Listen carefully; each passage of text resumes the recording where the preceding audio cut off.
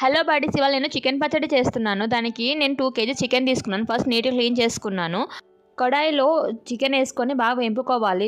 నీరన్నీ పోయేంత వరకి పసుపు, ఉప్పు వేసుకొని నెక్స్ట్ కడాయి తీసుకొని అందులో 1 లీటర్ ఆయిల్ వేసుకోవాలి. బాగా వేడెక్కాలి. నెక్స్ట్ కడాయి తీసుకొని దాల్చిన చెక్క, ఇలాచి, లవంగం, జీలకర్ర, మెంతులు, ధనియాలు, ఆవాలు మొత్తం వేసుకొని వేపుకోవాలి. గోల్డెన్ కలర్ వచ్చేంత వరకు కాస్త స్మెల్ వచ్చేస్తుంది. పక్కన తీసి పెట్టుకోండి. ఇందాక మనం వేడి చేసుకున్న దాంతో చికెన్ ముక్కల్ని వేసుకొని బాగా వేపుకోవాలి. బాగా కరకర అన్నంత వరకు బాగా గట్టిగా అయిపోవాలి. పీసెస్ అయితే అయిపోయింది కదా. మనం ఈలోపు ఇందాక మసాలా దినుసుని అయితే పౌడర్ చేసి పెట్టుకుందాము. నేను ఇందాక వేసిన దాంతో అల్లం వెల్లుల్లి పేస్ట్ వేసుకొని వేపుకోవాలి. ఇంకా కరివేపాకు కూడా, అదే మెయిన్ ఇంగ్రీడియంట్.